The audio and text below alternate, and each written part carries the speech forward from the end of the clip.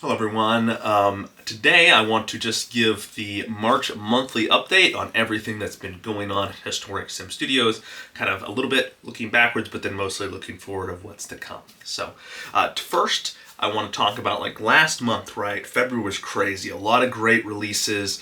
Been something we'd worked on in December and January to prepare for and really make that a big month. We really worked on updating pretty much all of our projects, bringing them forward, some of them 6 months, some of them a year since they had their last update, and really focusing on one of the big things is the consistency of the force feedback experience across all our cars. And so I'm really happy at how that has turned out and the reception by all of you who are our supporters. So thanks so much for your support and making this all possible, and I think that's been fantastic. We've trickled out a few releases early this month, last couple weeks, that we didn't quite get to, a very aggressive schedule to try to get everything within February.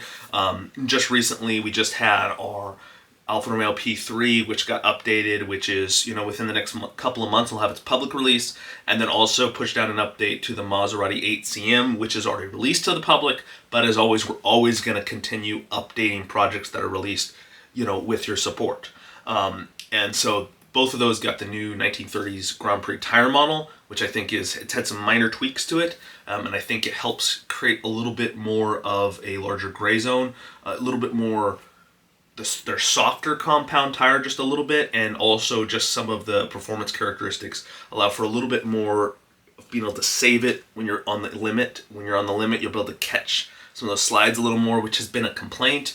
And so essentially we're like, okay, how do we realistically do this? Okay, well, they could use a softer rubber tire. And so that was something we looked into and we started doing research on. Further in that tire model, we've referenced a lot of Indianapolis 500 tire data. And it's one of our most reliable sources of tire data that you have through historic racing. And so we've used some of that data to create a realistic tire model. Back then it was not uncommon to do the Indianapolis 500 on only one pit stop. But of course, there were two tire strategies, and then sometimes people would even be really conservative and go for a no stop. Obviously, sometimes a tire would fail or things like that and throw off your strategy, but generally, tires were quite long lasting. They weren't designed necessarily as much for performance as they were for durability in this era. And so it's one of those things where we're using that tire data, we've been able to kind of add actually more tire life, and then also based on real tire data that we've had to actually define a wear curve that is realistic to both the time and then also realistic just to general tire wear overall. And so we're really pleased with how that's turned out. And that's actually something we're going to start looking in is tire wear for all of our cars with future updates. But kind of the first ones that's going to be getting that are those 1930s Grand Prix tire updates. So definitely a little nerding out here. But yeah, so just wanted to touch on that. Coming within the next couple of days is kind of the third of the 1934 Grand Prix cars with an update that's been over a year in the works, and that is for the 1934 Bugatti T59. It's going to have new sounds, it's going to have new physics, it's got new visual updates. I mean, this car has been reworked and reproduced for you all, almost an entirely new experience, and I'm so excited for you guys to try that out here in the coming days. It's a fantastic driving experience, and so really excited. Obviously, right now we're focusing on those three of the 1934 Grand Prix cars. The Auto Union and the Mercedes are both going to be getting their 3D models heavily revisited again and entirely reworked, just like the other cars, but we haven't focused nearly as much time on them as we have on these last three.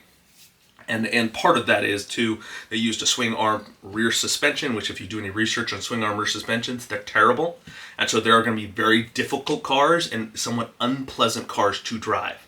And so we really wanted to get the pleasant, enjoyable cars done first. And yes, you can be extremely fast and they have extremely powerful motors, but a lot of times people will complain, and we are certainly going to get complaints about how those cars drive. And unfortunately, true to life, sometimes means it's not a pleasant driving experience. So that will be coming down the road. So the first of the three 1934 cars is going to be kind of finished up, and we're going to start wrapping those projects up, and then we're going to really start diving into those Silver Arrows. So that's exciting. This month, we're going to be also pushing out the update for the Emil car, and that is going to be really cool. But unfortunately, as I turn to kind of the second point I want to talk about in this video, it will not include the updated, advanced Lua code a simulation that we're adding for the physics and damage model and all of that, where a damage to the radiator can affect heating, which will then cause, potentially temperatures to rise within the engine, which can then cause damage, which then can then lead more misfiring, and misfiring perhaps can damage the transmission, and then maybe you lose a certain gear and you have to drive without that gear in the transmission. A very advanced, a talking co-driver. But there's two reasons why it's getting delayed. Number one, just working on encryption specifically for the Lua. We're not looking to necessarily encrypt everything, all the physics code, the car. I know there's kind of bad associations with that in the sim racing community, and so we're not looking to do that, but we are looking to protect our kind of proprietary data that we spent a lot of time, money, and effort developing, at least for a while. So that part one. The second part of why it's getting delayed is also just bugs. The primary bug being that for parts of the simulation, perhaps most of it, when you run a race right now with the advanced simulation code, you're fine. Everything works just great. But if, let's say, you were to wreck and restart without exiting out, what has been simulated will not then repeat simulation. And you can very quickly figure out how that's a major issue. Yeah, sure, talking co-driver who won't repeat what he said before, okay, that's not the biggest deal. But if part of the simulation itself won't simulate itself, well, that's that's more of an issue. So yeah, definitely doing some bug fixing in that regard, and it might be a couple of months, right? It's a very big change. What is stable may get pushed out sooner. But we just have to figure out exactly how we want to package it and work on that. So in the meantime, the AIML car will be getting an update like most of the other cars, just probably without those advanced physics features. We also have, a few other things in the works, like the Locomobile is getting an entire 3D model kind of detail pass, and then also going to be completely revised physics. Was hoping to have that done by the end of the month, or probably sometime in early April, maybe mid-April. We'll see. But yeah, we'll see exactly how that goes.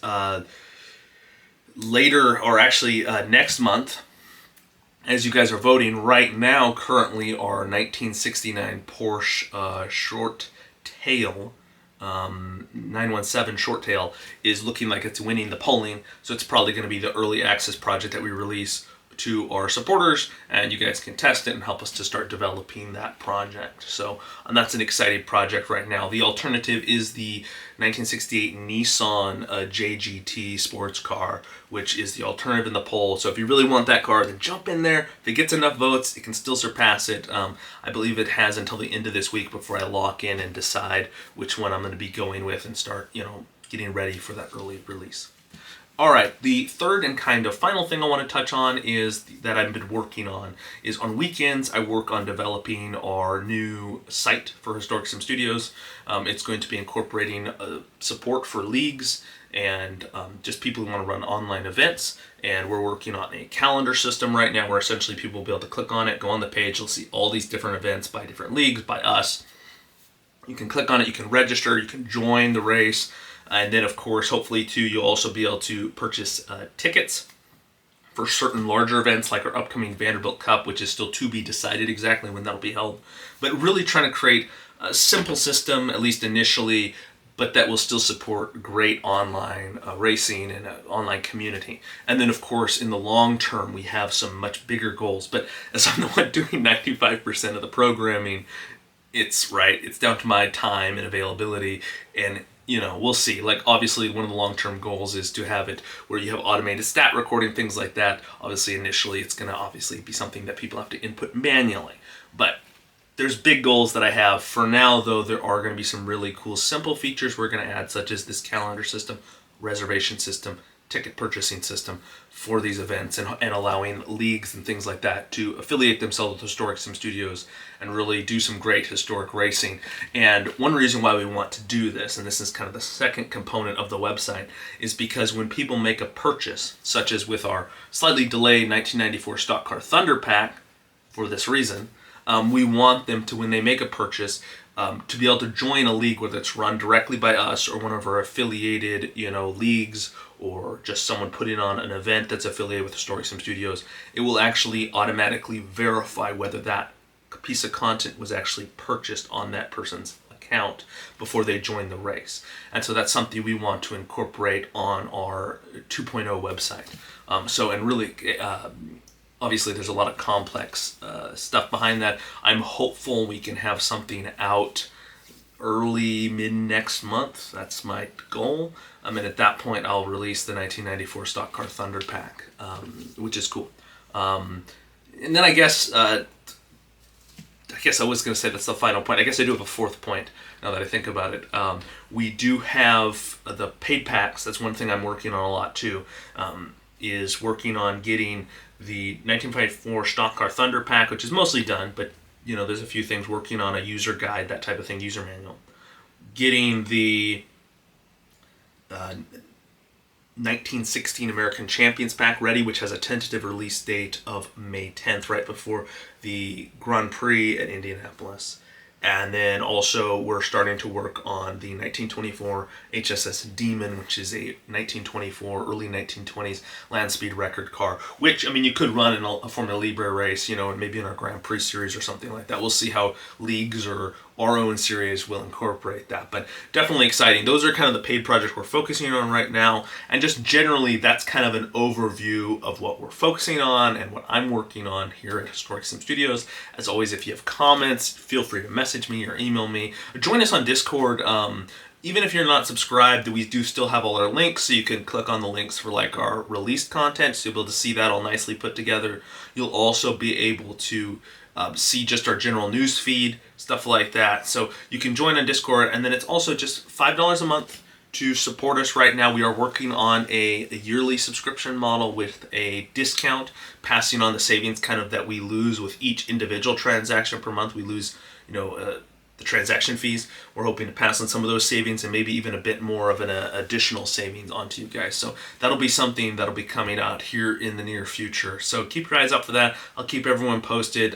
As thanks so much for your guys' support. It's awesome. None of this is possible without your guys' support. So thanks so much. Please consider supporting us if you aren't. And I'll continue to keep you guys updated as this journey progresses.